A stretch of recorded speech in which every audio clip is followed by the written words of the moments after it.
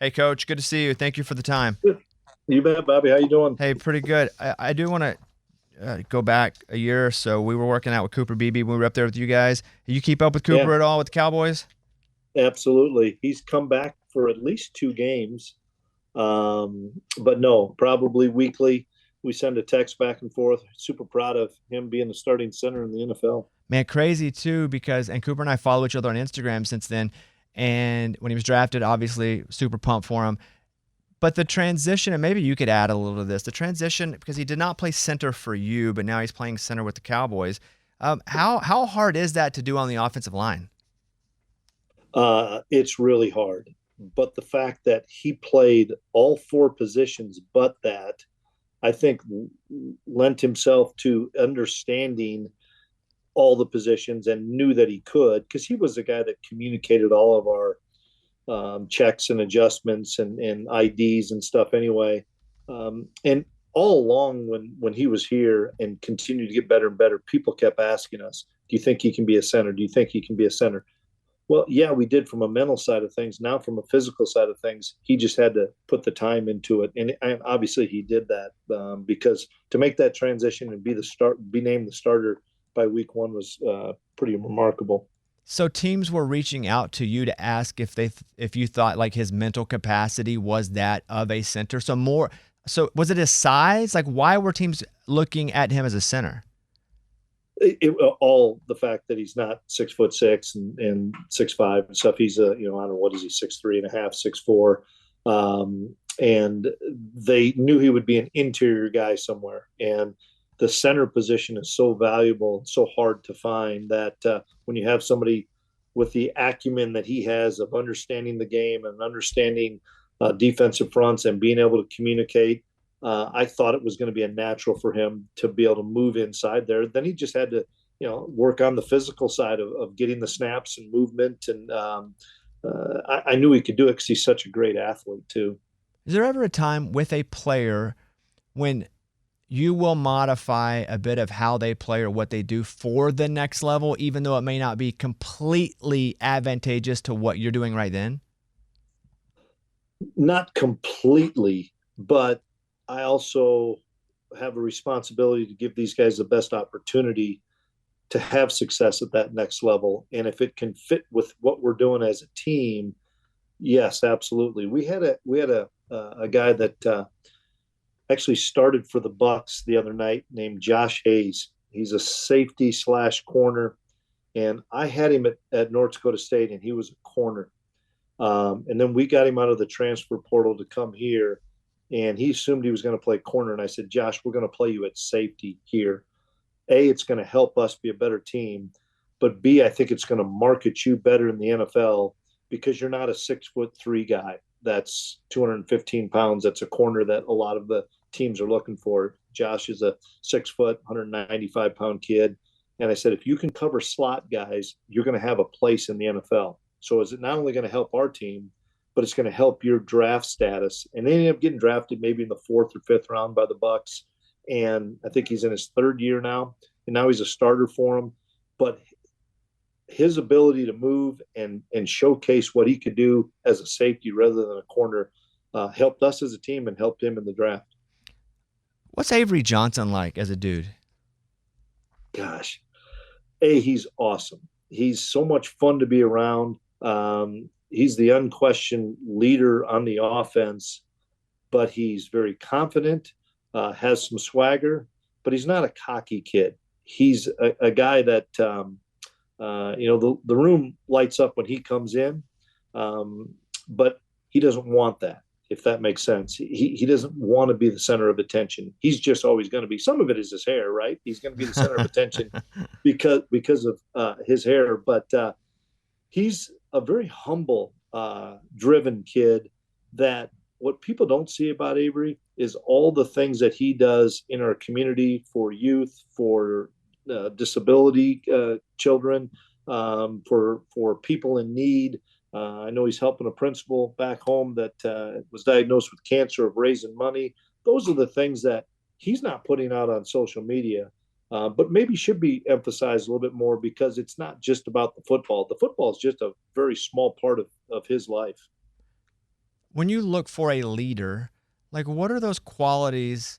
And the leadership qualities can be very different Yeah. because I mean we have them even here amongst this organization. Like, what are the Yeah. qualities that you see in leaders that you feel like go best with your program? For starters, they have to be able to hold themselves accountable. It's always easy to say the best player and the work ethic and this last one uh, off the field and the first one on the field. You know, those are the things that people I think about. But I think of it as one, he's one that holds himself accountable, and he's not going to talk the talk unless he can walk the walk. And we have a kid named Austin Moore that's one of our captains that epitomizes what a leader is. And when I say a leader, he's a servant leader in the fact of he makes everybody around him better because of his presence.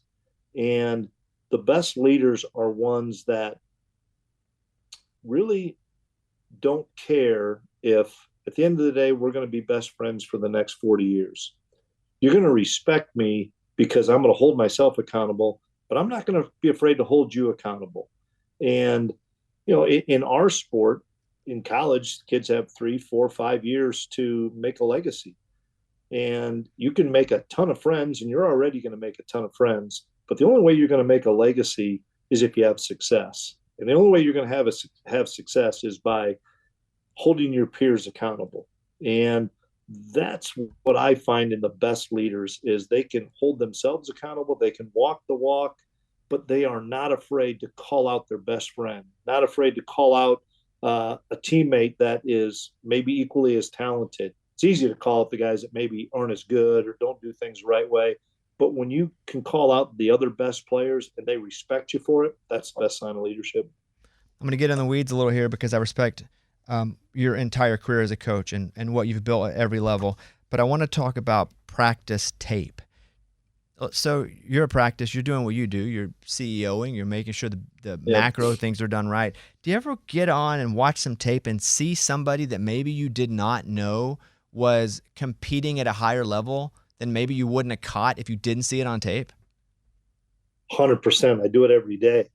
And not only do you have to do it, but you have to recognize that individual or those individuals for their efforts. And a simple thing would be we have our scout team players of the week every week. The guys that aren't playing, but gave us a chance to be successful by the look that they gave us each day that week. That maybe we're down a defensive tackle and he had to take every rep in practice for the scout team or a linebacker, whatever it may be, as well as special teams. And I think it's important that not only myself, but some of our best players thank those guys and recognize those guys. We have a neat deal that we do after wins in the locker room where we hand out a hammer because we talk about pound the stone all the time. We hand out a hammer to somebody, and then they get to recognize somebody.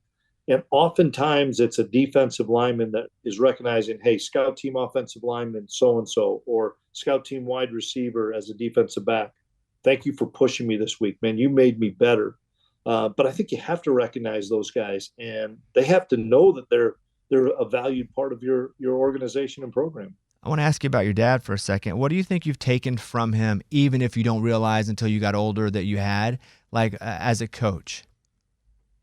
Competitiveness and toughness, not even in question. My dad's the toughest man I know because of some of the things that he's been through health situations, through mental situations.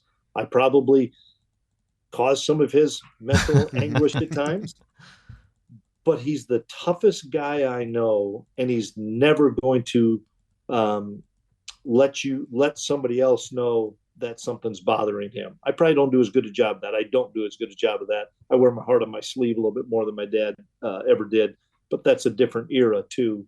And then the competitiveness of, we go to play Oklahoma. I'm like, Dad, this is going to be a tough one, man. I don't know.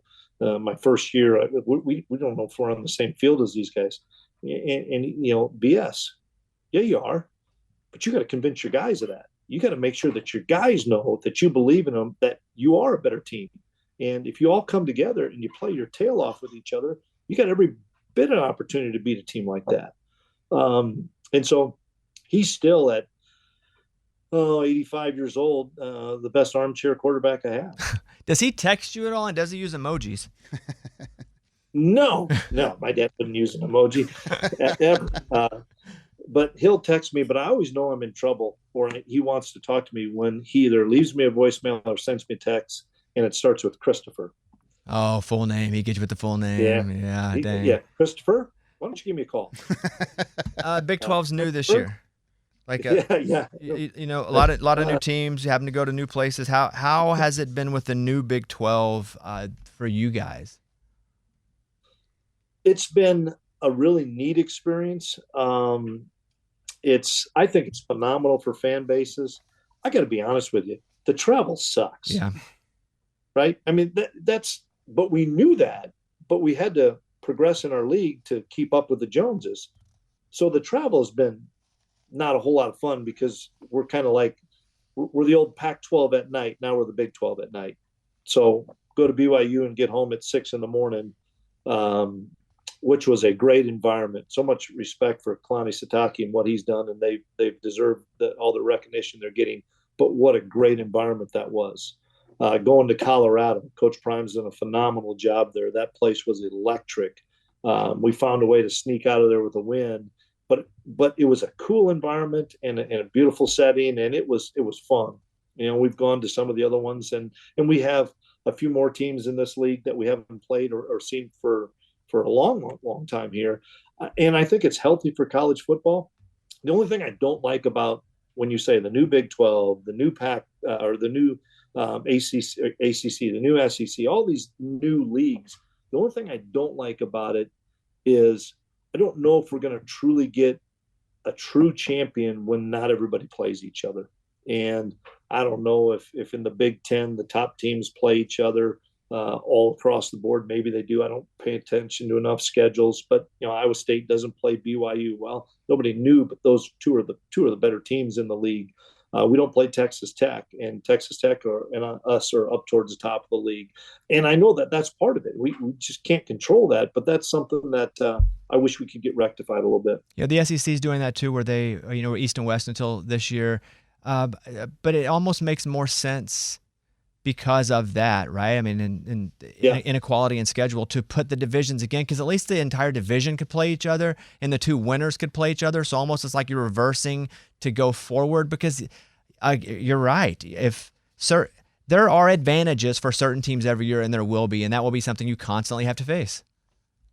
Yeah, and we can't control that. And rather than complain about it or anything, nobody knows what the league's going to be like, and that's the prognostication of this team's going to be the best team when we get into August. Nobody has any idea. I mean, nobody knew what Indiana was going to be. I'm sure that their players and their staff probably thought we're going to have a really good team, but nobody knows how those transfers are going to fit in and how the new players are going to adapt and fit into the program. So you're right. It's going to be hard. And now we play these teams, and then I know we're not playing BYU next year. I can't think who else we're not playing, but it's like, okay, you get a game with them, and you don't see them for 2 years. And it's good that we're still playing like KU and Iowa State, Oklahoma State, some of our regional rivalries. But we went to West Virginia again after not seeing them in 23. We played at their place in 22, didn't play them in 23, and then had to go back there in 2024. So you're going to have some of those imbalances where you're going to go to the same place 2 of 3 years because of just how they work the schedule. I have 2 final questions for you. I was watching the CFP whenever they announced the rankings there. You're ranked 19. How high do you think you need to get obviously if you win the Big 12, you get in. But where do you think you need to land in order to get in? Well, that'd be the easiest path, without a doubt, is to win the Big 12. I will be really disappointed if a 2-loss Big 12 school gets to the championship game and gets beat and doesn't get in. And that third loss counts against them is what you're saying? Yeah. When you may not even play in the game and you could get in, but you play in that game and maybe BYU runs the table and ends up 13-0. Obviously they're going to get in, but maybe a team loses to them, that's their third loss that they maybe would have gotten in had they not even played the game. Somebody in the SEC and the Big Ten, it is what it is. I mean, I'm not naive enough. I understand the landscape of college football where those two conferences are at, is going to get in because they didn't play in that game. It does feel counterproductive to penalize a team for making it to the championship game if when they lose the championship game, because that, you're right. I mean, that absolutely could happen. You could go, well, there's a 3 beside their name now, not a 2. So we're going to go ahead and hold them out for another 2 that didn't make it because of a tiebreaker or so. Exactly. Yeah. And I wish you could, and Bobby, within the next couple of years, I don't know when this thing ends, it's got to go to 16 teams. Don't have buys and get 16 teams in there. And then you could say, hey, the 4 Power 4 conferences, if you're in that championship game, there's your first 8. Those guys are in. I don't care how you got there, because you're probably not going to get in there at 7-5 anyway. You're going to be a 10-2, 9-3 team, whatever it is. They might as well just put those 8 teams in and then figure out the 8 after that. Last question. Tough loss at Houston. What do you say to your team after that game? Don't let it define you. Very similar to after BYU. It's hard to win in college football. I mean, it is. There's so much parity with the age of the transfer portal and stuff. You have to be prepared and put your best foot forward and play really good football every week. Same thing. We got beat at BYU, and I said, guys, this game can't define us. We can't let BYU beat us twice. And then we won 4 in a row and played pretty good football. Okay, we lost a lot of things, and starts with me. And we've got to find ways to correct those things. But we can't let that game beat us twice. We're fortunate. We have an open week this week. We got a lot of guys banged up. So does everybody in the country. Have a lot of guys banged up. We get a chance to at least catch our breath, get some guys healthy for these last 3 weeks. Coach, I think I've watched 7 of your games. Like, I'm a legit fan now, and also my team sucks. So I'm a legit fan. I've seen, everybody get a good laugh in. We suck. But it gives me more time to spend with Kansas State. And all of us here, like, we loved being there. We're massive fans of you guys. I know you got 3 games left and an off week this week, so we appreciate the time. But just want to say, like, we are genuinely and loudly rooting for you guys. So thank you for the time, Coach. I appreciate you having me on. This is a big thing for our program to be on your show, and can't thank you guys enough for being fans of K-State. All right, Coach. See ya. Thank you.